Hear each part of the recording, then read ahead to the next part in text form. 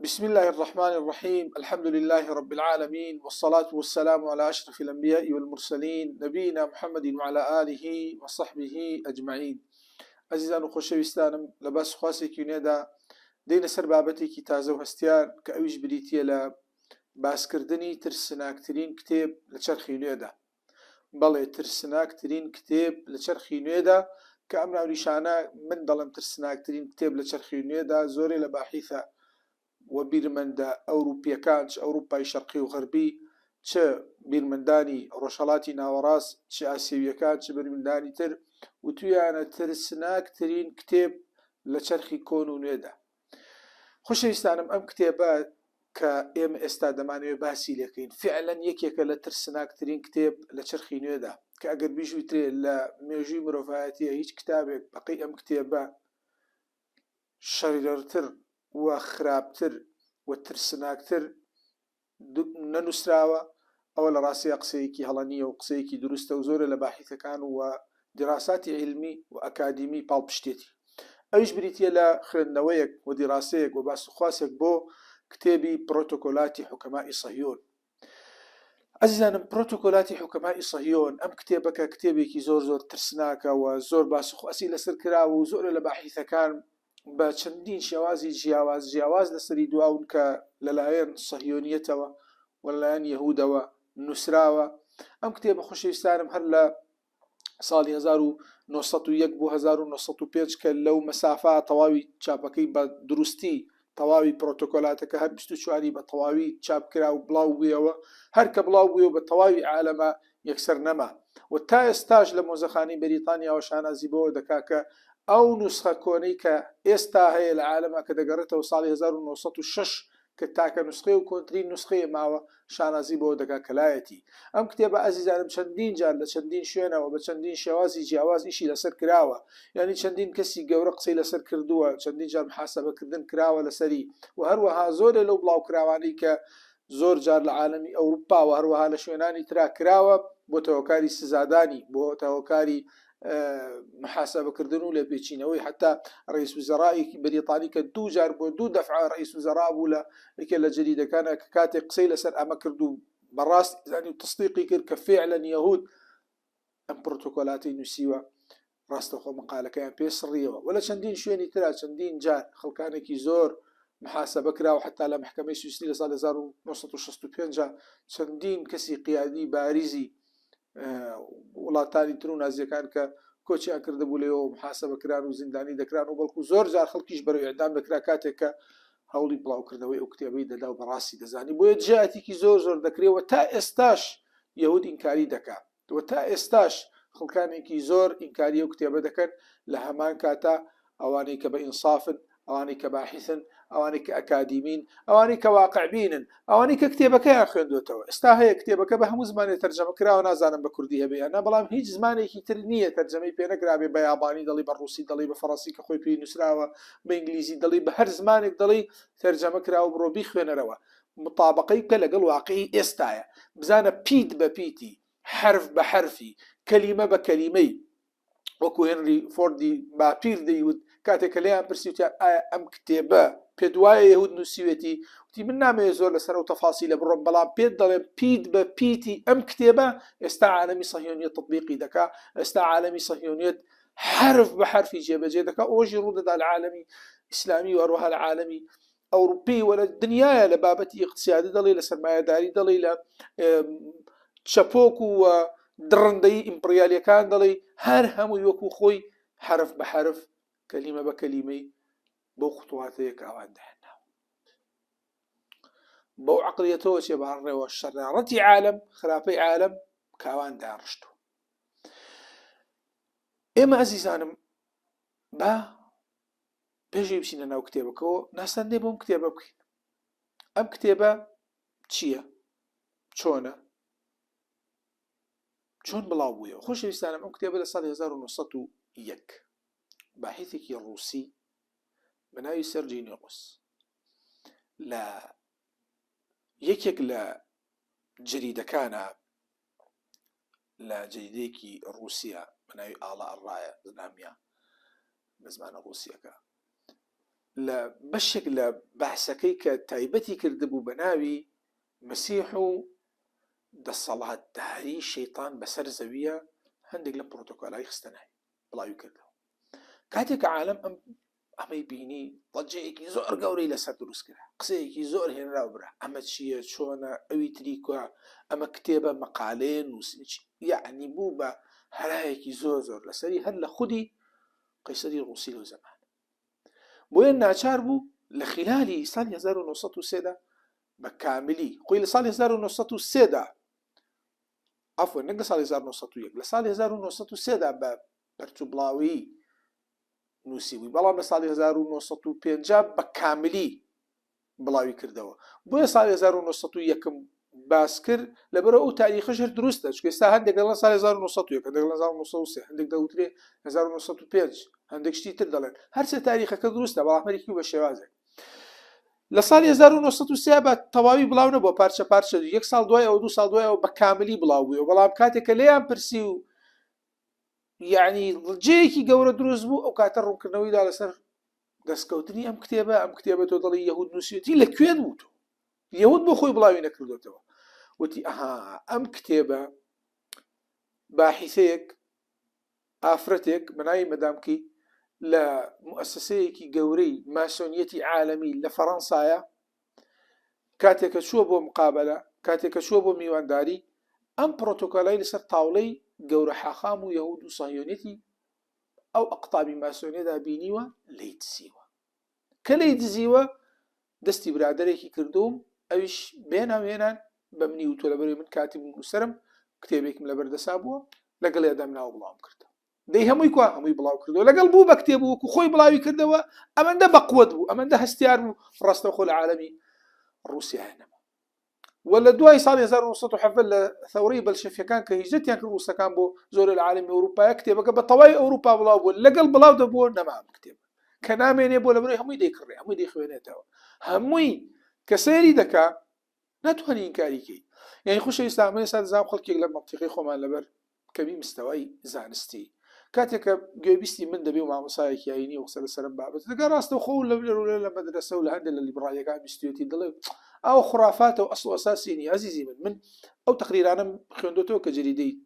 لەندن تایمز بڵاوی کردوتەوە لەسەر نادروستی ئەم کتێبە. ئەو تەقاریرانم خوێندۆتەوە کە لە ساڵی 1964 مەجلیسی شیوخی ئەمریکا دانیشت، دەیان بەڵگەی درۆینی خستۆتە گەڕکە ئەم کتێبە هی یەهود نییە، بۆ یەهود لی پاکش بێت و بۆی دەرچێ. ئەم کتێبە بۆیە ئەیانێ نەخرێتە بەردەسی یەهود، لەبەرەوە مەحضی شەڕ، هەرچی خراپە، هەرچی سیاسەتی چەوت، هەرچی دڕندەییە لەناو ئەو کتێبە هەیە. چۆن ئەڵێ هی منە؟ ناتوانێ بڵێ هی منە، مەجبور حاشای لێ بکە. من خوێندوومەتەوە تەقاریران، من ئاگام لەو کێشمەکێشمانەیە کە تا ئێستاش لەم لاولولا خەڵکێک دروستی دەکا. ئەو قسانەشم خوێندۆتەوە کە لە عالەمی ئیسلامیە مثلا علی جمعە لە 2007 لە جەریدەی ئەهرام بڵاوی کردوتەوە کەوتوێتی ناهی یەهود نییە. ئەو قسانەشم خوێندۆتەوە کە عەبدولوهاب مەسیری کە یەکێکە لە باحث نووسەرە ئیسلامیەکان لە کتێبی اليهود واليهودية والصهيونية كموسوعەیەکی گەورەیە، هەرتاوی موسوعەکەشم خوێندۆتەوە، تێدا زۆر بە شێوازێکی چڕ مجموعە کاتە سەروانی کە پێیان وایە ئەم کتێبە هی یەهود دەڵێ مزەیفە و یەهود نییە و بەڵگانە هەمووی خوێندۆتەوە. کە ئەو کتێبە خۆی کتێبێکە بەڕاستی بەداخەوە بۆ باحثە زۆر بەنەرمی و بە کرچووکاڵی لەسەر یەهود ئیشی کردووە، جارە لە ناحیە ئەکادیمیەکەیەوە زیاتر ئیشی کردووە، عێرقی یەهودی بە تەواوی نەپێکاوە. ئەو تەقاریرانەمان بینیوە، خوێندومانەتەوە، ئاگادارین چی ئەوترێ، بەڵام تۆ لە مقابلە سیر کە بزانە ئەو باحثانەی تر، ئەو نووسەرانەی تر، ئەو کەسانەی کە بە بەڵگەی دامیغ وەک عەرەب دەڵێ، ئەو کەسانەی کە بە بەڵگەی حاشا هەڵنەگر هێناویانە خستویانەتە بەرچاوی ئێمە، بزانە ئایا دەتوانین ئینکاریکی، بزانە ئایا وەکو مانگ ڕۆشن نییە کە پرۆتۆکۆلاتی حکومای صهیۆن هی یەهود و صهیۆنیەت نووسیوەتی، بزانە ئایا ئێمە لە خۆمان و ئیدعاکەین کەم کتێبە صهیۆنە نووسێتی کە هیچ وڵاتێک نییە ئللا باحیث و بیرمەندە گەورەکانی تیاندا بانگەشیان کردو کە بەڵێ ئەم کتێبە یەهود نووسیوەتی،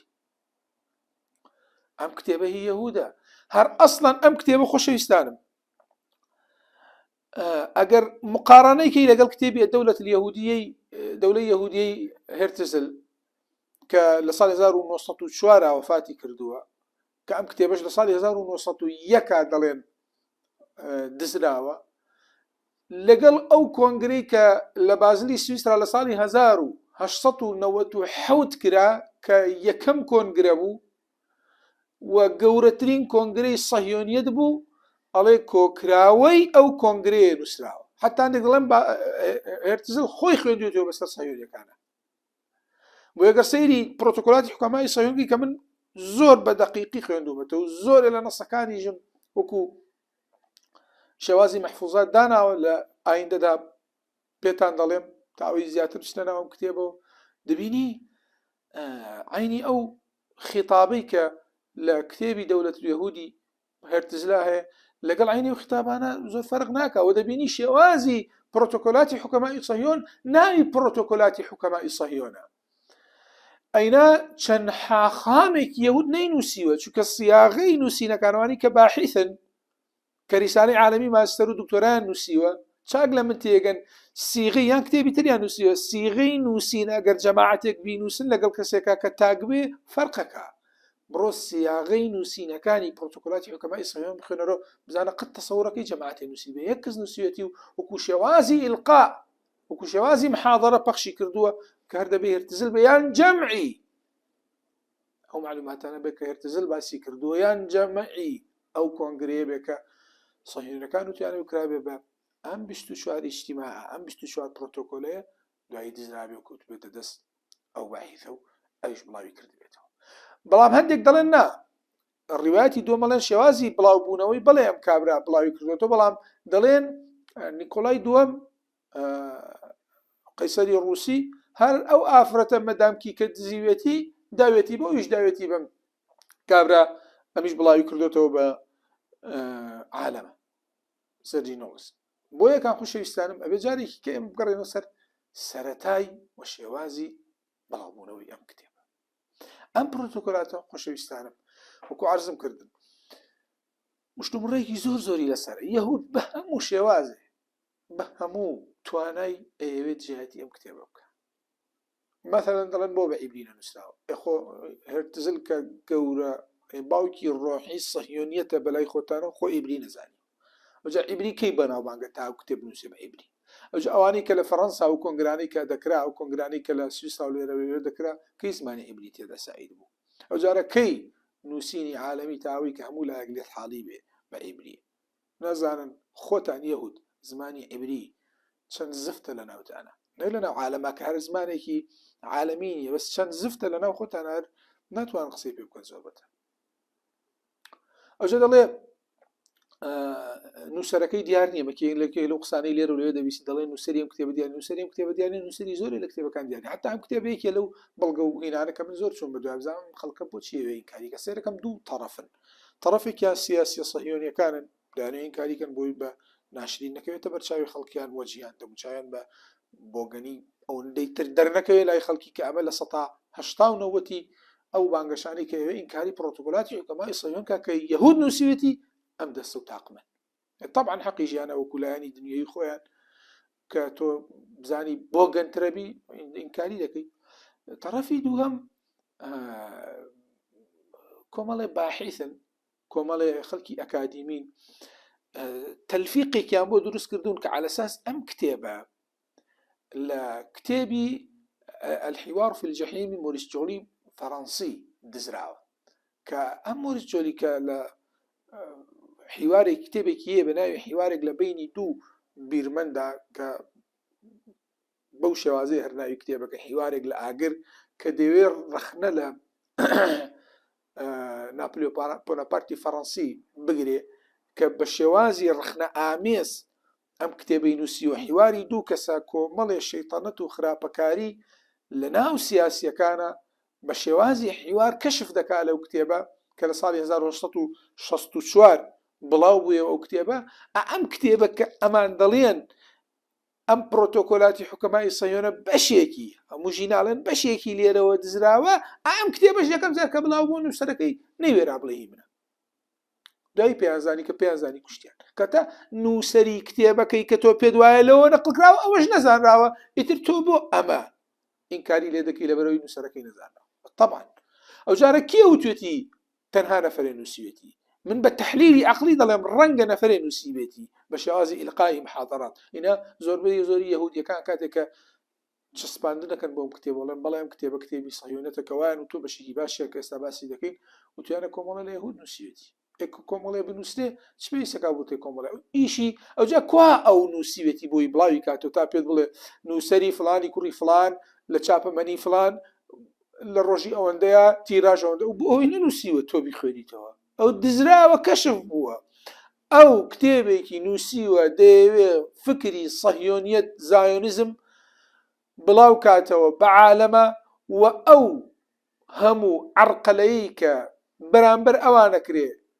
بە دژە سامی و ئانتیسیمیتیزم و دژایەتی زایۆنیزم نەسفکە ئەم دێ چی لێ دەکات دێ کتێبێک دەنووسێ لەسەرەوەی کە چۆن ئێمە بتوانین لە مەودایەکی دوورە تەواوی ئەجهیزەی ئیقتصادی و مخابەراتی و حکومی و حکمڕانی بخەینە ژێر چەپۆکی خۆمان شێوازی دڕندەیی ناو کتێبەکە دەخوێنیتەوە وا دەڵێ گەورەترین وەسیلە بۆ چاکە بریتێ لە شەڕ بریتێ لە خراپە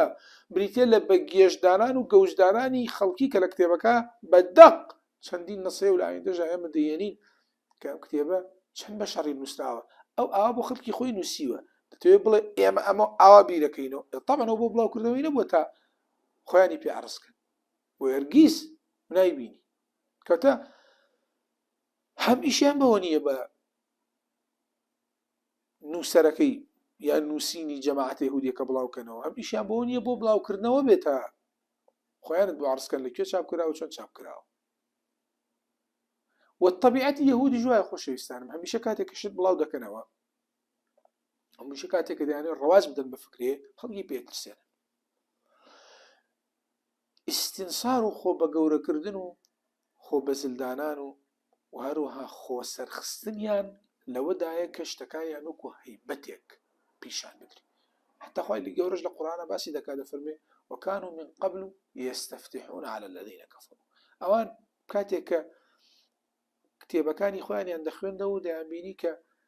باسی پێغەمبەرێک کراوە و کاتێک کە هات سێرەکەن ئەو نیشانەی کە پێغەمبەرەکە باس کراوە عەلەیهی سەڵات وەسەلام هەمان ئەو نیشانەی کە لە کتێبەکانی خۆیان هاتوو کەچی باوەڕیان پێ نەهێنا لە کاتێکا وەکانوا من قبل لەو پێش کاتێک کێشیان دەبوو لەگەڵ یەهودا لەگەڵ موشریکینەکان ئێوە موشریکن ئێمە پێغەمبەرێک وەختەکەی کاتەکەی زەمەنەکەی زەمینەکەی زۆر نزیکە لەم مودەیە دادەبازێ خوا دەینێرێ ئەو کاتە لەنەقتولەنەکم قەتل عاد وإرم ئەوان پێدەوتن یان وەکو عاد و ئیڕەم و قەومەکانی تر تەفرەت و ناتان دەکەن بۆیە هەمیشە تەنەبوعاتیان داوە بە مستەقبەل ئیشی یەهود کە مەسە پێی ئەهم نوقتەیە تەنەبوعاتە بە مستەقبەل ئیشی زۆر لەسەر مستەقبەلەکە یەهود قەت یەهود ئیشی لەسەر ئەو ڕۆژگارە ناکات کە خۆیتی هەمیشە هەم بە تەنەبوعات هەم بە ئیشی سیاسی و اقتصادی لەسەر ئایندە دەکات بۆیە ئەو کتێبە هەمووی تەنەبوعاتە هەرچی تەنەبوعاتیش داوێتی لە شەڕ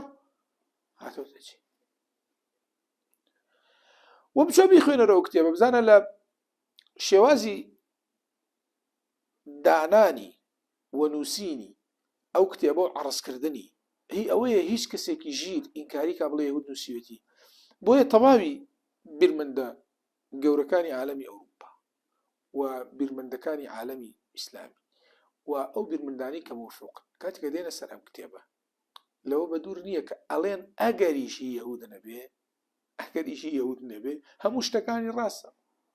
هەموو فکرەکانی یەهود هاتوۆتە جێ کەواتە کێشەی ئێمە لەگەڵ کتێبەکە بریتی نییەنەوە یەهود نووسەرەکەیەتی یاننا فکرێکی شەیطانی یەهودیە ئێوە بیچەسپێنێ یاڵڵا کرد پیاوێکی نەخوێنەوار وتبێتی هەر هەمووی دەقا و دەق یەتەدی و ئیش لەسەر هاتنەدی ئەو بابەتانە دەکات کە چۆن تەواوی عالەم پەرت و پووناک و چۆن تەواوی عالەم بخاتە ژێر دەستی خۆی بۆیە پێویستە و ضەرورە و من تەنها وەکو ناحیەکی علمی نایخەمە ڕوو زۆر ضەرورە وەکو ناحیەکی عەمەلی هیچ لەسەرەوە بکرێ ڕێ بگیرێ لە مناوچەی خۆتە لە مێشکی خۆتە لە حزری خۆتە چکە با پێ وڵاو خیتاب نییە تەنها لەگەڵ حکام و ڕوئەسا خیتابە لەگەڵ دەق بە دەقی شەرائین و شەریحەی مێشکت هەر هەمووی کار لەسەرەوە کات چۆن تۆ بی بڕۆ بۆیە پێویستە ئاگادار بی ئەمە ئیشی چییە و چۆن نێتێت بۆیە خۆشەویستانم ئەم کتێبە لەوە گەورەترە مناقشەکە لەسەرەوە بێ ئایا کێ نووسیوێتی هەرچەندە منەوە وەکو بەحثێکی علمی خەبەڕبووی خەڵک لە خەڵکی خوڕافەتە نامە یەهودە 100% بەبێ هیچ ئینکاریە بەڵام وەکو وەژەی خەمەڕووکە تەنەبوعاتەدا ئیش دەکا حرەکەیەکە حرەکەیەکی شەڕیدی پیسە ئەو کتێبە بەرنامەداڕێژی یەک بە یەکی نوقتەکانی لەسەرەوەیە کە چۆن فکرت هەزرت بیرروبەچوونت کەوڵکە و باسی ئەوە دەکا کە دەیخوێنیتەوە ئەی منە بخوێندەوە ئەواش دەی شتانی کە ڕوویە و ئەوان ئەم کتێبیان نەخوێندوێتەوە باشیانی بۆ هێڵاوێنەوەی لێ بێیانی سێر دەکەم هەرچی واقع و ئەحداثە طبق الأصل بۆ شێوازی کە داڕشتووە چۆن خەڵک گەوز دەکەن بە ناوی ئازادی و لیبرالیە و یەکسانیەوە چۆن سیاسە دەگەن لەدەست چۆن بۆی اقتصادەوە خەڵک کەوڵەکەن و فەقیرەکەن چۆن بەهۆی ئاڵتوونەوە ئەم لە نایەڵن یەک بە یەکی نوقتەکانی هیچ لەسەرەوە دەکەن هاتۆتە چی بۆی خۆشەویستانم ئەم کتێبە ئەگەر بچیتەوە لای یەکەم ڕئیسی یەهود لە ئیسرائیل هایم وایزمان کە گەورە حاخامی ئەوێ بوو گەورە ڕئیسی ئەوێ بوو ئەم کتێبە لە مذەکراتەکانی خۆیان کە تقریبا لە ساڵی 1948 تا تەواوی کردووە دانی بۆ داناوە کە بەڵێ ئەم کتێبە هی یەهودە پڕۆتۆکۆلاتی حکومەتی هی یەهودە کاتە یەکەم ڕئیسی ئیسرائیل دانی بۆ داناوە کە هی یەهودە تۆ چی دیکاری دەکەی هێنری فۆردی جەد لەو کتێبەی کە بەناوی دەوڵەتی یەهود نووسیوەتی دیسانەویش دانی بۆ داناوە کە بەڵێ ئەم کتێبە هی یەهودە ینی بەحیثە و بیرمەندەکانی تر بڕۆسەری ئەو بەڵگانەکە کە سەیسروی دکتۆرێکی گەورە ئوستازێکی بەناوبانگی زمانی عیبریە بڕۆسەری بەڵگەکانی کە چۆن خستوێتی ڕوو بە ئیسبات کردووی کە ئەمە دەقە و دەق نووسینی دەستی یەهودە بڕۆسەری ئەو باحیثانەی تر کە و بیرمەندانی تر کە چۆن ئاماژەیان بەوە کردووە کە ئەم کتێبە بەدەستی یەهود نووسراوە بۆیە خۆشەویستانم من دەمەوێت لە باسخواسی ئەم کتێبەیە کتێبی پڕۆتۆکۆلاتی حکومەتی صهیۆن کە ئامانجمان چییە لە باسیەکە لەوانەی ئایندەیە هەندێک لە دەقەکانی دەخینە ڕوو ئەمەوێ یەک هۆشیار بینەوە لە غەفڵەتای کەممان زۆر تەوەقوعکە غەفڵەت لێی دوورە ڕەنگە لە هەمومان غافڵتر بێ و بشزانین ئەوەشمان کە زۆر ملتەزیمە زۆر دیندارە زۆر عەبقەریە لە بابەتی ئاینیە جا هەچ ئیمان و دین و ڕەگ و عێرقێکی هەیە باش بزانێ ئیلا هەندێک لەو مخەتەتانی لەناو ئەو کتێبە هەیە بەسەریا چەسپێنرا هەچ دینێکت هەیە لە هەر شوێنێکی کائینە منکە هەچ دەسەڵاتێکی خۆ زۆر جار زۆری خەڵکەکانی تر سیاسەتمەدارەکانی تر گیرۆدەی دەستی ئەو بڕیارە ئین کاتێک کە دێی خوێندنەوەیەکەکەی بۆ پەلەقاژی زۆری لە سیاسەکان بۆ کۆمەڵی هەڵپەی کە جاری وایە کابرا ڕێگێکی ئۆسوری هەیە سەری خان ناتوانێ بۆ ئایدۆلۆژیایەکی جیاوازی هەیە سەری خان ناتوانێ بۆ کۆمەڵی تەنازولاتی پێیەکەن خۆی لەو ئاستانیە پێی ناخۆشە ناتوانێ نەیکا بۆ بەرەوە هەر هەمووی مەسایلی اقتصاد و ئەو چەپۆکە پیسەیەکە لەو کتێبە داڕێژراوە کە ئیتر ئەوە بخوێنیتەوە جارە ئەزانی کێ حکمی عالەمەکە کێ عالەم ڕاپەڕێنی تارە دێنە کۆتایی وانەیە وصلى الله وسلم على محمد وعلى آله وصحبه أجمعين